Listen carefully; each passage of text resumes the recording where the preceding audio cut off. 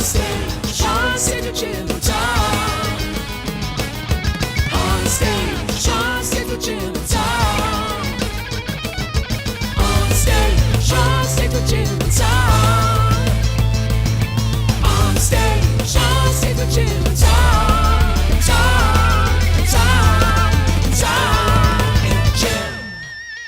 Tonight, we welcome Kochina Rude to the stage of the Phoenix Theater. Kochina Rude is a San Francisco-based drag performer who grew up punk in the North Bay. Tonight, we'll talk with Kochina about her history, her outlook, and later, she'll be showcasing a routine. Please welcome to the program, Kochina Rude. Welcome. Hey. We're going to watch a performance later on by Kochina Rude. Yeah. What were your thoughts on that? Because we recorded it before this interview here tonight. It seems like it's there's three movements to it. The second movement is moving. It made me feel sad and lonely. It moved me that much as I'm watching this, and is that the way I'm supposed to feel when I'm? Yeah. So, and first of all, thanks, and second of all, so I find that a lot of what I'm working on manifests itself depending on the theme of. I just end up kind of going toward the direction of loneliness, of alienation, of independence. I don't know. Those are just kind of themes that continue to pop up in my work, and perhaps it's because there were a lot of challenges that I had to overcome by myself to lead me to where I am here. So while you're handling this by yourself, you've got family and friends all part of your life at the same time, correct? Yeah. And would they have said you didn't have to be by yourself? And it's interesting because basically what this is, and I think it's just that being gay in a punk scene and is just kind of tends to be an isolating experience for a teenager. A lot of my tribe, I would say, I didn't find until after I had moved away. And so, while I had the support of a community, while I felt like, I forced myself into something that I was passionate about with other people who were passionate about it. No one around me I didn't ever really feel like I was going through this with someone else. Got it. Yeah. So that resonates really heavily with me. My first introduction to your personal life came from a post that you wrote at your 3-year anniversary of living in San Francisco. And it felt like that was just June, okay? So you and I have been kind of in the same musical scene for years, but we never really crossed paths. And you did this really long entry updating all your friends about what life had looked like since you moved to San Francisco. You kind of went into great detail about at an early age you had come out and you wanted something different from a gay community that you felt isolated from. While not being critical of the community, you just didn't see a lot of you fitting into that community. And we do live in a liberal area here. It's not like I don't know how to put it. I mean, I would classify myself as a queer person, and I think people outside of that experience sometimes don't understand the significance and inspiration that can come from a post like yours. Now, before you say something, I just want to add, sometimes you hear when a notable figure comes out, sometimes there will be criticism of that as to who cares? Just keep it to yourself. This is not important. This is not newsworthy. I don't want to read about it. But I would say, from my vantage point, having had this experience several times, and I had a touch of it when reading your post, there's just something very special about reading somebody else who's even a stranger or who's ascended to some heights of success and being wow, that person is sharing the experience of with me. That makes me feel more comfortable in my own skin. That shows me that it doesn't all have to look one way. Yeah, I mean, and just like you said, the irony of this is that the Bay Area is among the most progressive areas of in the country, especially when it comes to LGBT rights and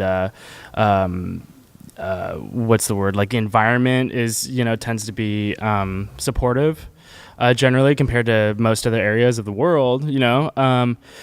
But what I recognized at a pretty early age, my dad raised me listening to punk music, and I kind of had a view of the world that was more inclined toward anarchism, I suppose, at a kind of a young age. And what I saw of the gay community when I was coming out was that of superficiality, commercialism.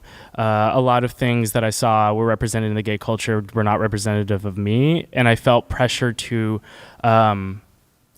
succumb to that if I wanted to find community. And basically, just what I did is I opted out of that.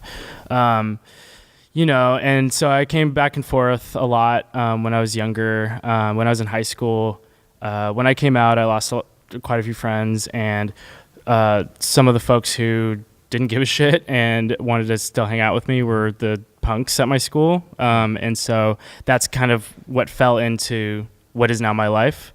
And I've always kind of been critical of what I've perceived to be commercialism in gay identity, like just being queer, if you can name it, you can sell to it. And I just have never thought that was appropriate for me.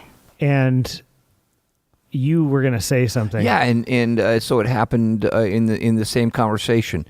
As you were setting us up for this thing, we were talking about it earlier, you said you weren't sure if Kochina would be classifying as gay or queer.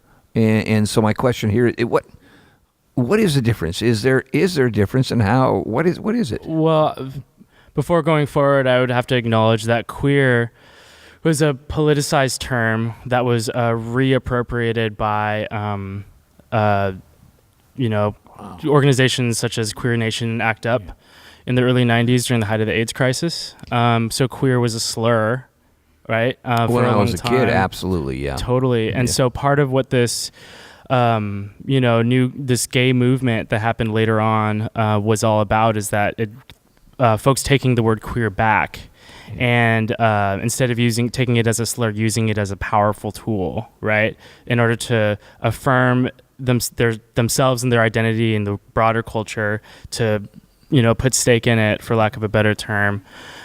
So I've always thought queer to almost be kind of a choice, because I identify as gay. I'm a cisgender man in my normal life who does drag, and I'm pretty much all the way on the Kinsey. I'm not very bisexual or anything like that, but for what it's worth, I am queer because I choose to not be fit into a category of what gay, especially gay male culture, has been advertised to me as, while growing up. I would also add about the queer question. I think that word has 100 different meanings for 100 different people. Yeah, absolutely. And that is the source of some frustration, I think, for some people. But it is what it is. It's a nebulous term. And that's kind of the point of it. It's supposed to be difficult. Yeah. It's what does queer mean to you? Well, fuck you. It means this to me. That's the difference between queer and gay or LGBT. For me at least.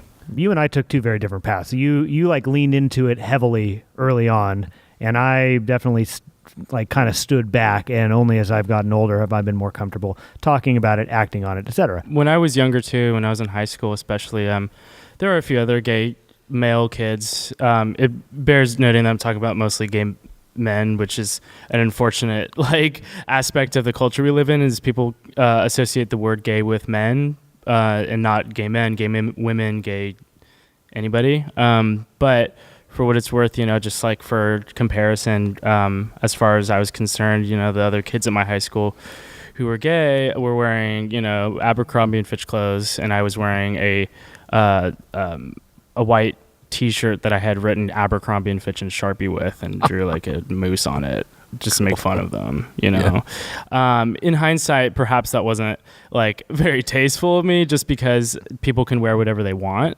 But that was kind of my angle. I was always kind of very much I am going to be who I am, and I'm not going to fall into this thing that commercials are telling me, that Ellen DeGeneres is telling me, that all these modes of culture are informing. Earlier we were talking about drag, and you posted something once about what you love about drag, and one of the things you said is that you love how it is able to satirize and magnify at the same time the world as we know it. It is an exaggeration, just like you're saying, an exaggeration of what gender can be, what the world is like. And it's kind of like, instead of, you have people gawking at a spectacle, especially in queer culture. A lot of us have been, used to being pointed at or, laughed at or chased down the block for being a faggot, like things like that, And so a lot of times the way I see drag is it's a subversion of this, because when somebody is in drag, the entire energy of the room is elevated. And for a change, the person who may have been picked on ruthlessly in their younger years, or, gay bashed or whatever, turns around and is the powerful figure, and, I forget which author this was, but I read in a book, that drag is kind of like, the spectacle looking back at you. So it's one thing to have a spectacle, you're consuming a performance, you're consuming an item, but what drag is doing is it's subverting that. And it's looking back at you and asking you if you really know what is true and what is real, and why gender conventions, drag is a play on gender, obviously. And gender is a performance regardless of if you're in drag or not. Life is drag,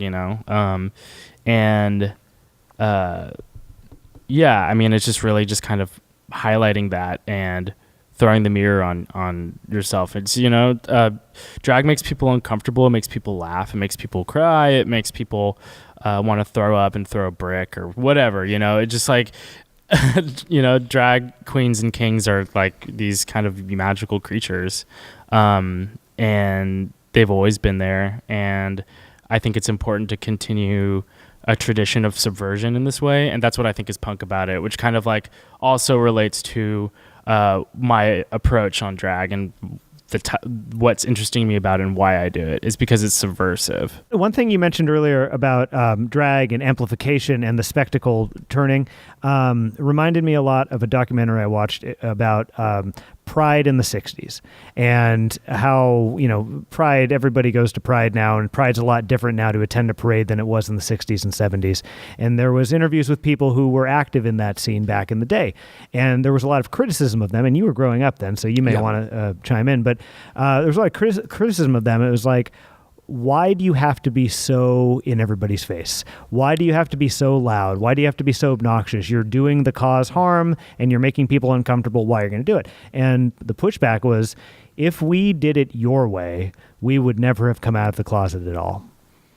There's something about visibility. There's something about we're here, we're loud, and you can pretend we're not here all you want, but we are here, and this is our representation of that. And so, obviously, it goes without saying that the first Pride parade was not a parade, but it was a riot, right? And so, this is this for the sake of survival, right?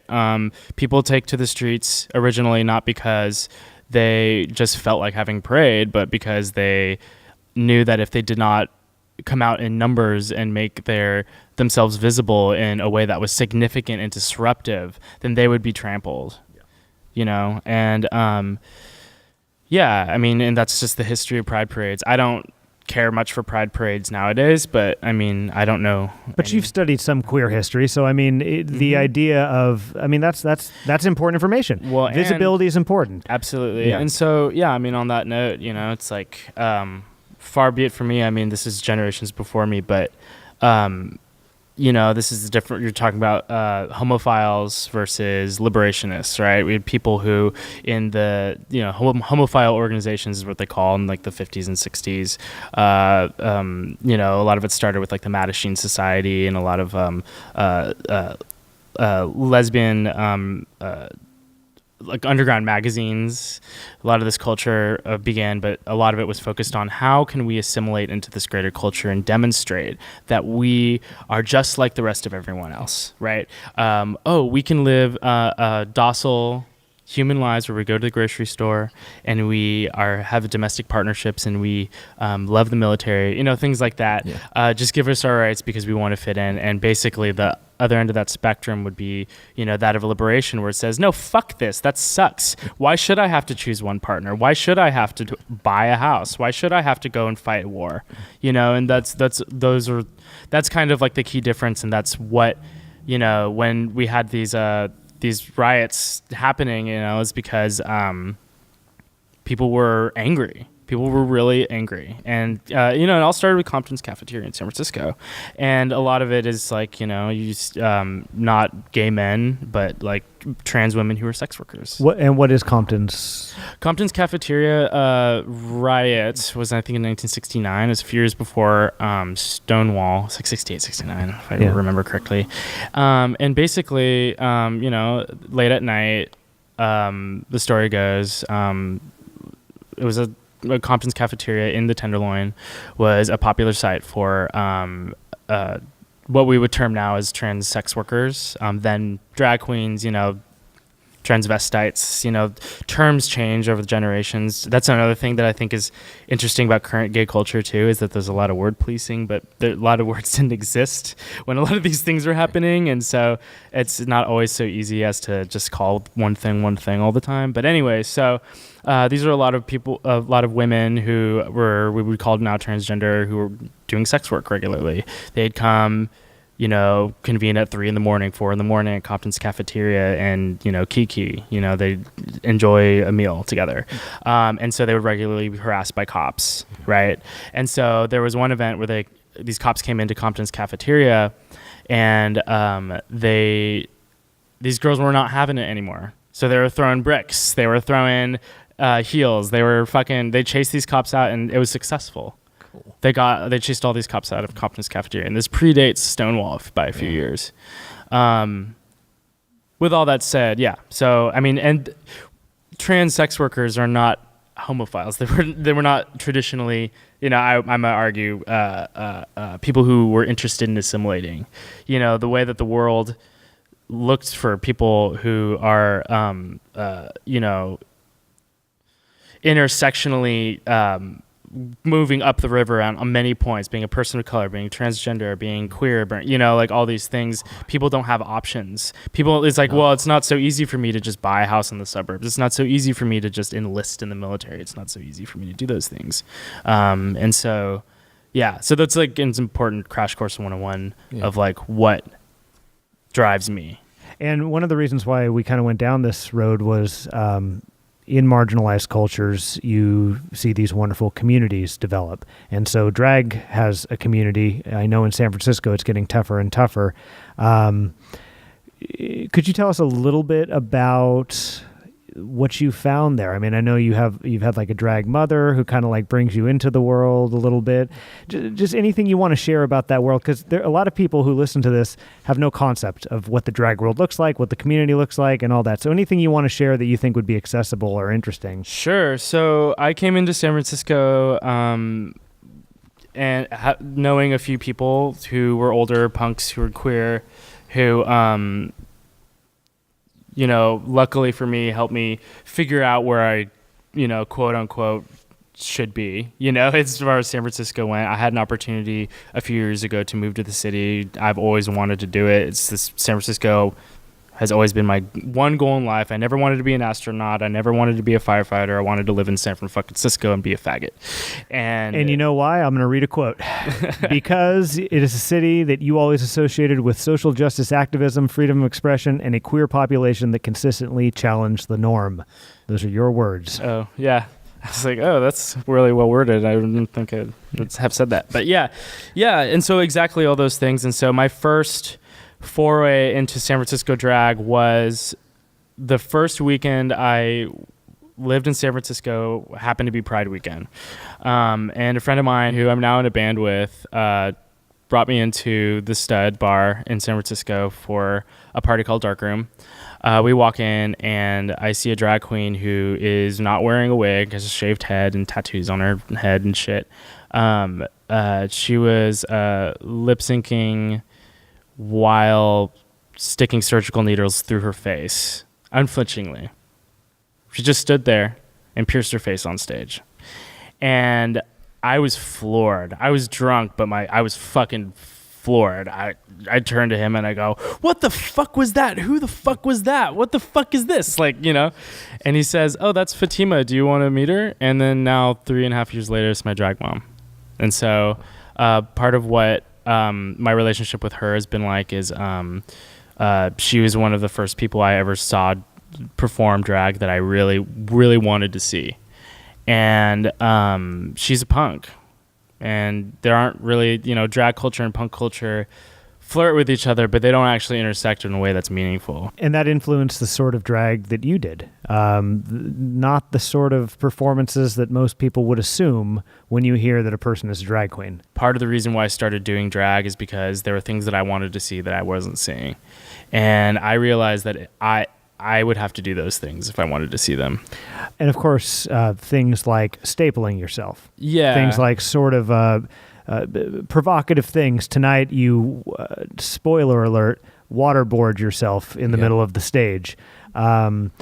This is unorthodox. This ain't RuPaul's Drag Race. No, this is not. And so I must disclaim that I'm not the first person to do any of these things. So my drag mother was the first person I ever saw staple herself on stage. She uses an industrial gun just like I do. I have a drag sister who has years experience beyond me who also does stapling. She's a surgical stapler primarily, which is kind of a different system. But yeah, and that was something I adopted. I guess the Rude family trait or whatever is to self-mutilate. You mentioned something that kind of surprised me. You went out for the first time in drag not that long ago. Yeah. Is that correct? In less than a year ago? Less than a year ago, yeah. What took so long for you to go out in drag? To be honest, these are ideas that I've had for a long time. And when the election happened, November 8th of last year, I realized that it's do or die time. Like, from now on, all of us are going to have to be our best. We're going to have to, if we're going to fucking survive this, if we're going to survive a presidency of somebody who is systematically taking, willing to see me and my kind dead, so to speak, right?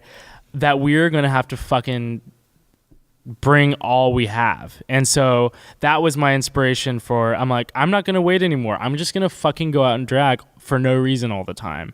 I'm going to, join a band. I'm going to, volunteer more at a STD clinic. I'm going to try, and these are things that I think that if everybody moved in this direction, that we would have some sort of fighting chance, That was really like the hardline impetus for me. It was a clarifying moment. I mean, everything kind of snapped into focus the moment that day happened. Mm-hmm. Yeah, and I'm sure it did for a lot of people.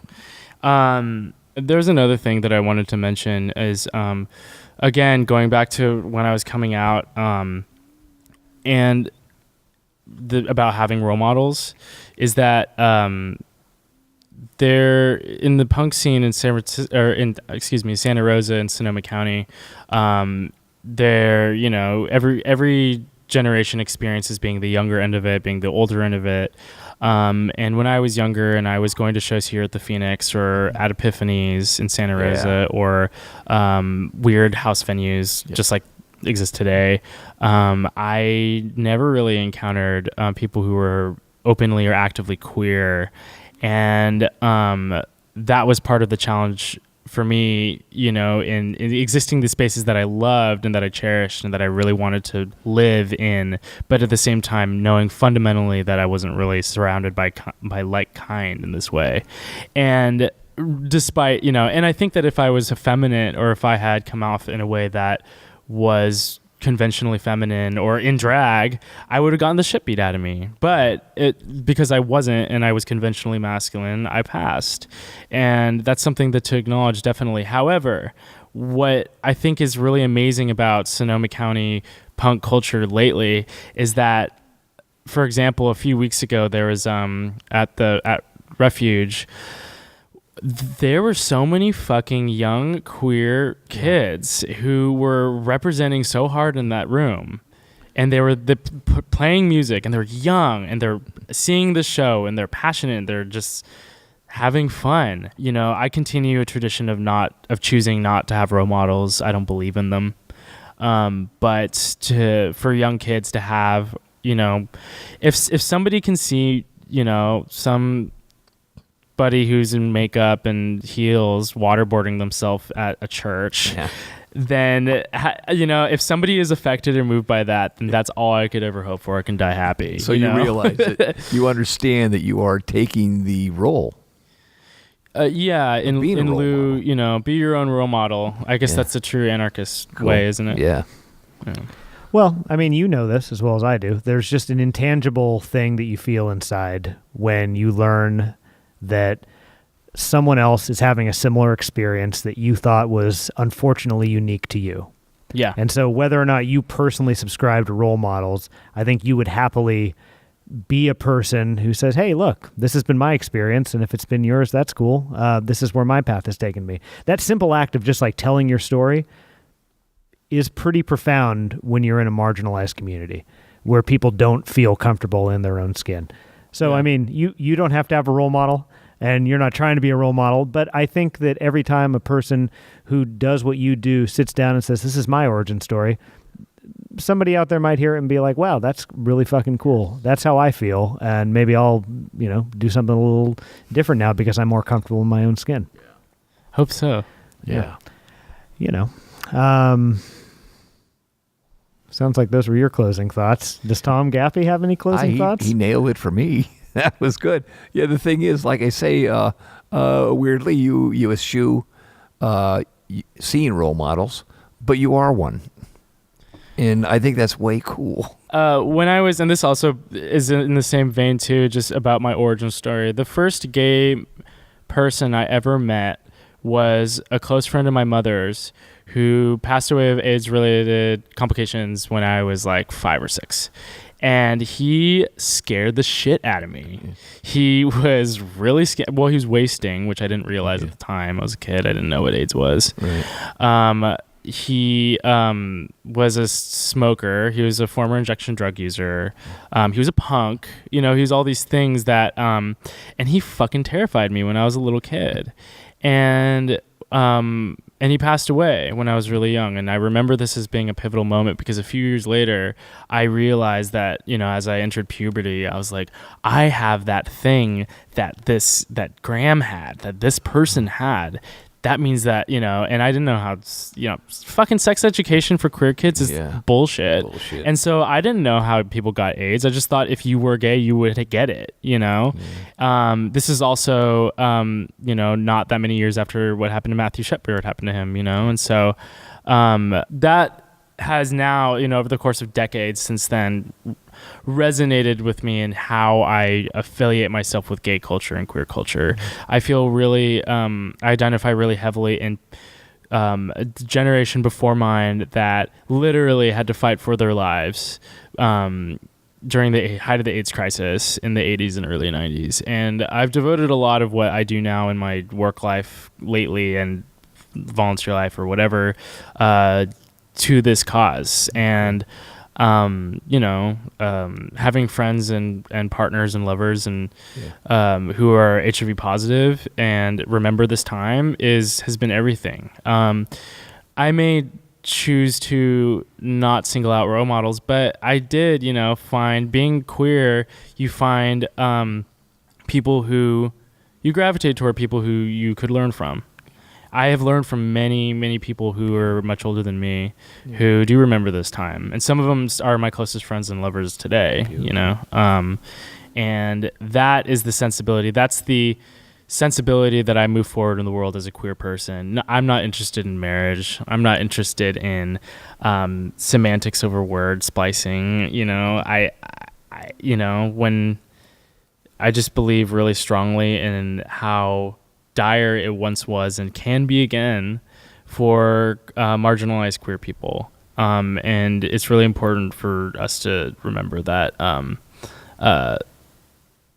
that time. Yeah, well, and like you say, you tend to gravitate towards people who you feel like have shared experiences or have kind of walked in your shoes or you see overlap. And, one of the reasons that we're sitting here today is because I read a piece of writing that you did and I found it to be inspirational and I found it to resonate with some of my experiences. So I appreciate that. I appreciate this conversation. I appreciate the performance that you're going to do. And I think that conversations like this are why we do this project, so you can like fully appreciate the entirety of why you do what you do on a stage. You can watch it and you can take it at face value, but there is like a whole 27-year life that has gone into that performance. So thank you for joining us tonight. Thank you so much for having me. It's a pleasure. Yeah, and in just a moment, Kochina Rude is going to be playing the stage of the Phoenix Theater. Yeah. Thanks again, Kochina. Thank you.